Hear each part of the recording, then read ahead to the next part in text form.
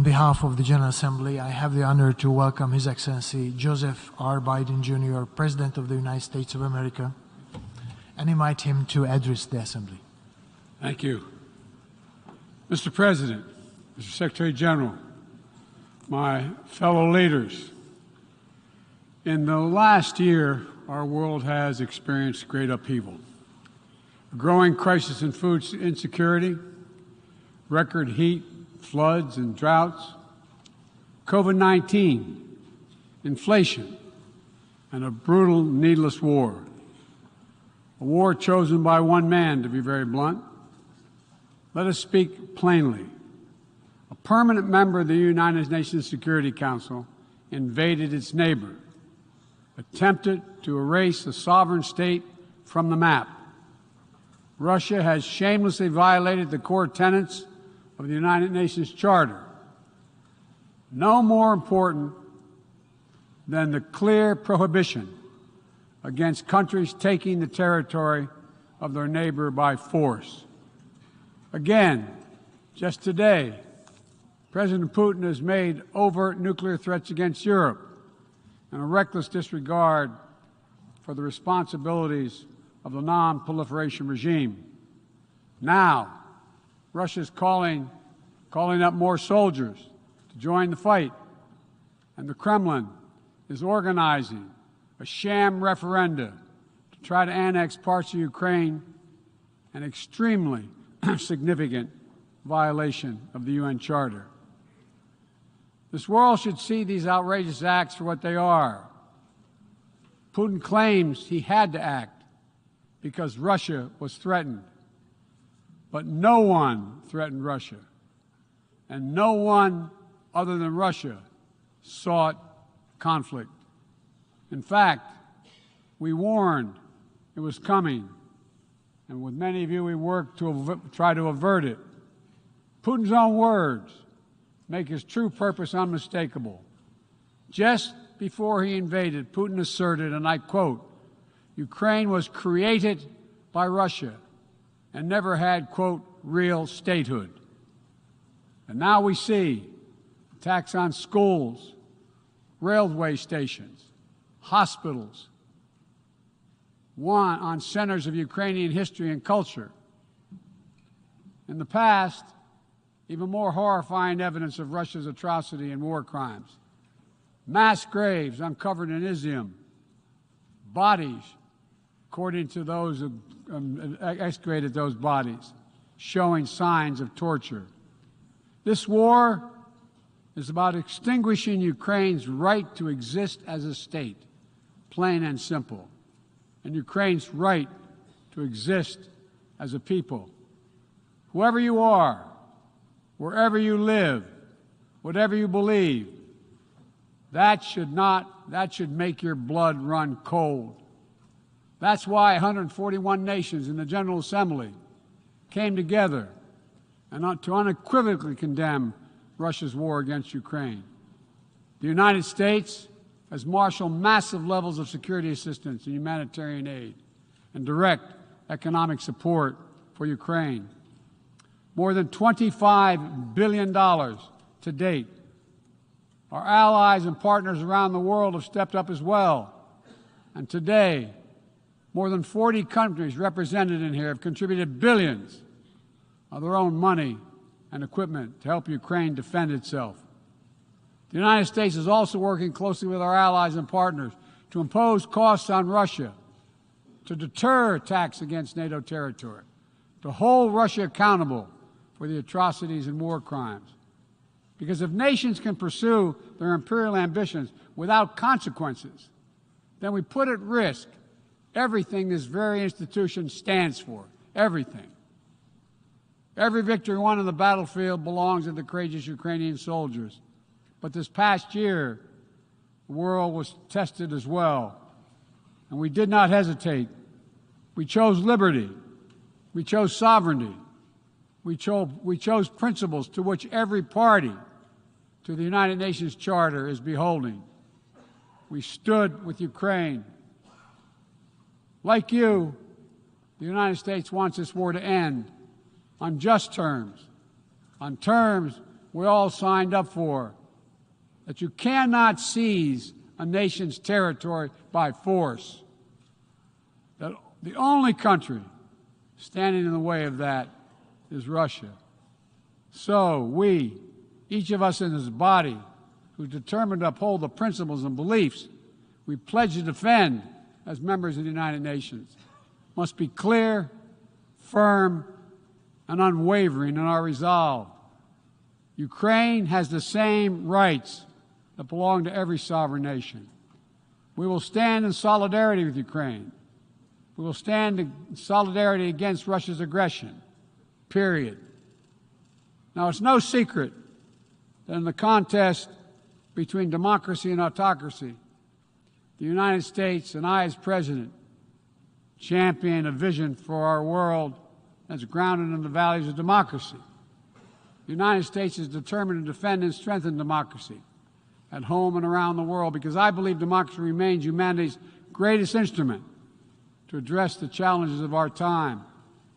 We're working with the G7 and like-minded countries to prove democracies can deliver for their citizens, but also deliver for the rest of the world as well. But as we meet today, the UN Charter's very basis of a stable and just rule-based order is under attack by those who wish to tear it down or distort it for their own political advantage. And the United Nations Charter was not only signed by democracies of the world, it was negotiated among citizens, dozens of nations with vastly different histories and ideologies, united in their commitment to work for peace. As President Truman said in 1945, the UN Charter, and I quote, is proof that nations like men can state their differences, can face them, and then can find common ground on which to stand, end of quote. That common ground was so straightforward, so basic, that today 193 of you, 193 member states have willingly embraced its principles. And standing up for those principles, for the UN Charter, is the job of every responsible member state. I reject the use of violence and war to conquer nations or expand borders through bloodshed, to stand against global politics of fear and coercion, to defend the sovereign rights of smaller nations as equal to those of larger ones, to embrace basic principles like freedom of navigation, respect for international law, and arms control. No matter what else we may disagree on, that is the common ground upon which we must stand. If you're still committed to a strong foundation for the good of every nation around the world, then the United States wants to work with you. I also believe the time has come for this institution to become more inclusive so that it can better respond to the needs of today's world. Members of the UN Security Council, including the United States, should consistently uphold and defend the UN Charter and refrain from the use of the veto, except in rare, extraordinary situations, to ensure that the Council remains credible and effective. That is also why the United States supports increasing the number of both permanent and non-permanent representatives of the Council. This includes permanent seats for those nations we have long supported and permanent seats for countries in Africa, Latin America, and the Caribbean. The United States is committed to this vital work. In every region, we pursued new, constructive ways to work with partners to advance shared interests, from elevating the Quad in the Indo-Pacific to signing the Los Angeles Declaration of Migration and Protection at the Summit of the Americas, to joining a historic meeting of 9 Arab leaders to work toward a more peaceful, integrated Middle East, to hosting the U.S.-Africa Leaders Summit in this December. As I said last year, the United States is opening an era of relentless diplomacy to address the challenges that matter most to people's lives, all people's lives. Tackling climate crisis, as the previous speaker spoke to, strengthening global health security, feeding the world. We made that priority, And one-year leader, we're keeping that promise. From the day I came to office, we've led with bold climate agenda. We rejoined the Paris Agreement, convened the major climate summits, helped deliver critical agreements on the COP26. We helped get 2/3 of the world's GDP on track to limit warming to 1.5 degrees Celsius. And now, I've signed a historic piece of legislation here in the United States that includes the biggest, most important climate commitment we have ever made in the history of our country, $369 billion toward climate change. That includes tens of billions in new investments in offshore wind and solar, doubling down on zero-emission vehicles, increasing energy efficiency, supporting clean manufacturing. Our Department of Energy estimates that this new law will reduce U.S. emissions by 1 gigaton a year by 2030, while unleashing a new era of clean energy-powered economic growth. Our investments will also help reduce the cost of developing clean energy technologies worldwide, not just in the United States. This is a global game changer, and none too soon. We don't have much time. We all know we're already living in a climate crisis. No one seems to doubt it after this past year. Much of Pakistan is still underwater, needs help. Meanwhile, the Horn of Africa faces unprecedented drought. Families are facing impossible choices, choosing which child to feed and wondering whether they'll survive. This is the human cost of climate change, and it's growing, not lessening. So, as I announced last year, to meet our global responsibility, my administration is working with our Congress to deliver more than $11 billion a year to international climate finance, to help lower-income countries implement their climate goals and ensure a just energy transition. The key part of that will be our PEPFAR plan, which will help 500 million people in especially vulnerable countries adapt to the impacts of climate change and build resilience. This need is enormous. So let this be the moment we find within ourselves the will to turn back the tide of climate devastation, and unlock a resilient, sustainable, clean energy economy to preserve our planet. On global health, we've delivered more than 620 million doses of COVID-19 vaccine to 116 countries around the world, with more available to help meet countries' needs. All free of charge, no strings attached, and we're working closely with the G20 and other countries in the United States to help lead the change to establish a groundbreaking new fund for pandemic prevention, preparedness, and response at the World Bank.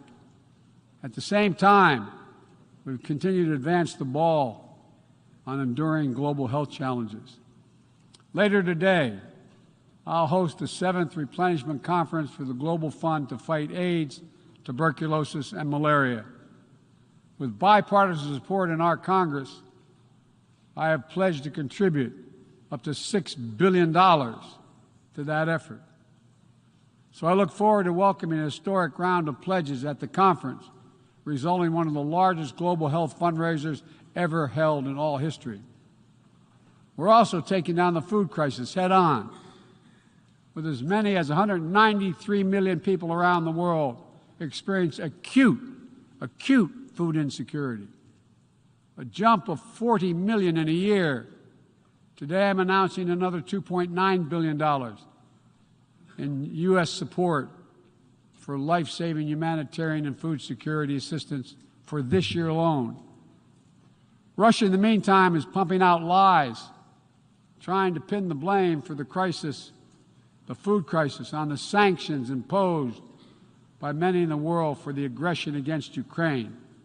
So let me be perfectly clear about something. Our sanctions explicitly allow Russia the ability to export food and fertilizer. No limitation It's Russia's war that is worsening food insecurity, and only Russia can end it. I'm grateful for the work here at the UN, including your leadership, Mr. Secretary General, establishing a mechanism to export grain from Black Sea ports in Ukraine that Russia had blocked for months, and we need to make sure it's extended. We believe strongly in the need to feed the world.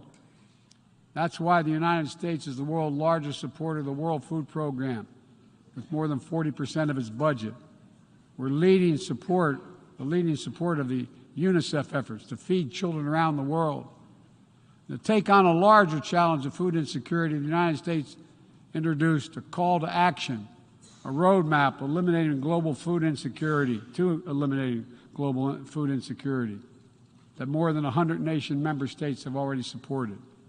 In June, the G7 announced more than $4.5 billion to strengthen food security around the world through USAID's Feed the Future initiative. The United States is scaling up innovative ways to get drought and heat-resistant seeds into the hands of farmers who need them, while distributing fertilizer and improving fertilizer efficiency so that farmers can grow more while using less. And we're calling on all countries to refrain from banning food exports or hoarding grain while so many people are suffering. Because in every country in the world, no matter what else divides us, if parents cannot feed their children, nothing else matters. If parents cannot feed their children. As we look to the future, we're working with our partners to update and create rules of the road for new challenges we face in the 21st century. We launched the Trade and Technology Council with the European Union to ensure that key technologies are developed and governed in the way that benefits everyone. With our partner countries and through the UN, we're supporting and strengthening the norms of responsible state behavior in cyberspace, and working to hold accountable those who use cyber attacks to threaten international peace and security.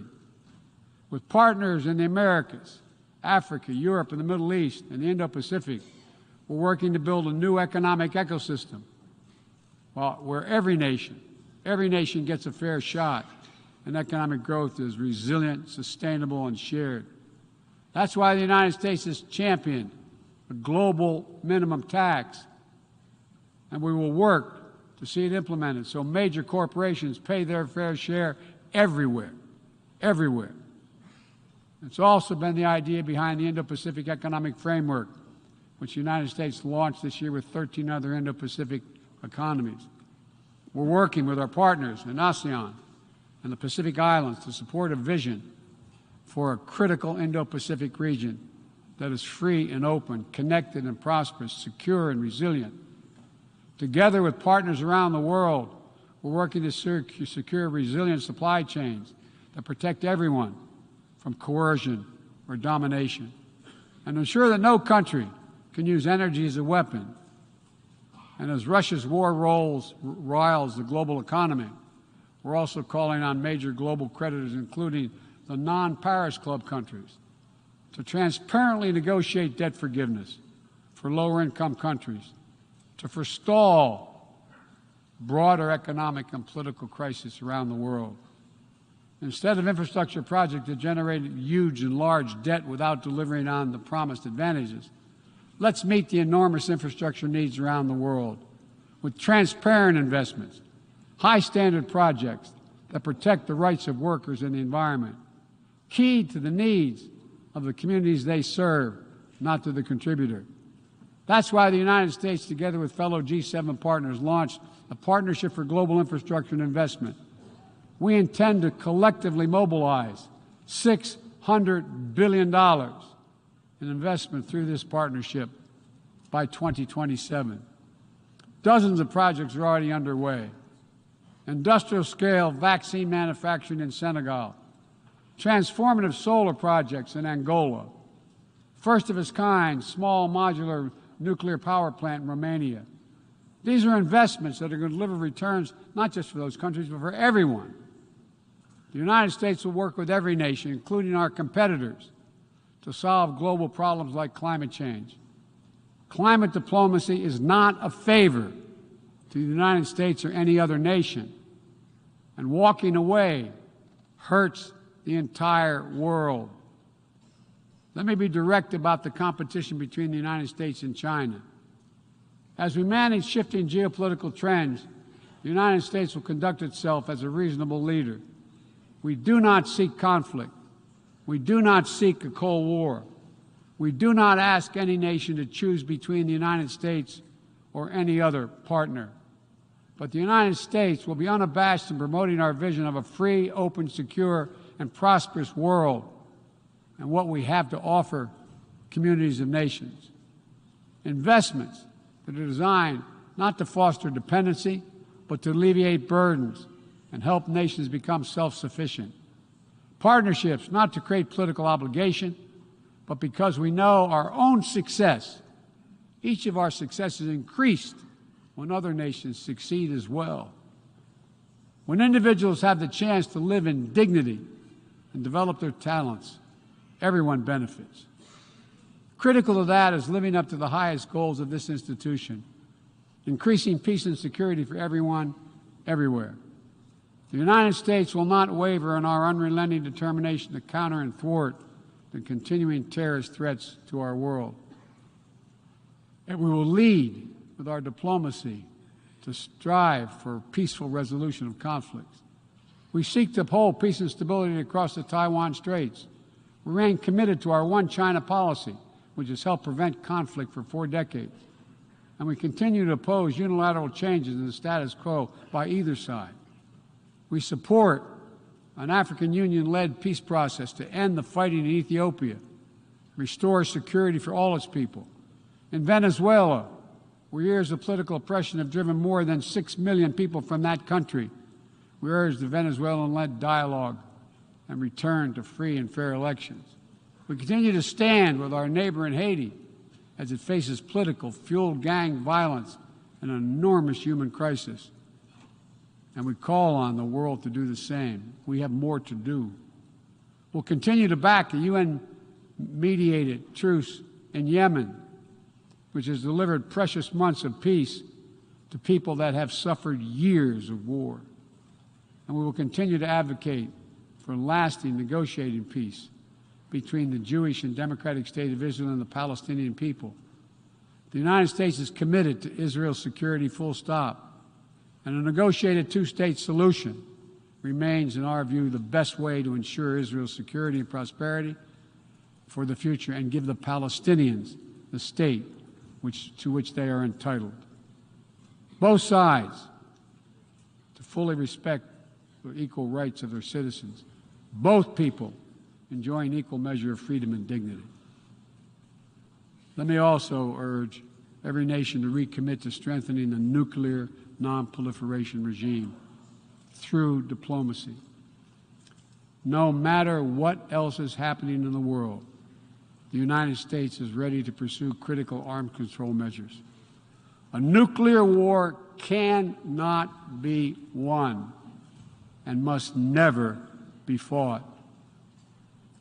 The 5 permanent members of the Security Council just reaffirmed that commitment in January.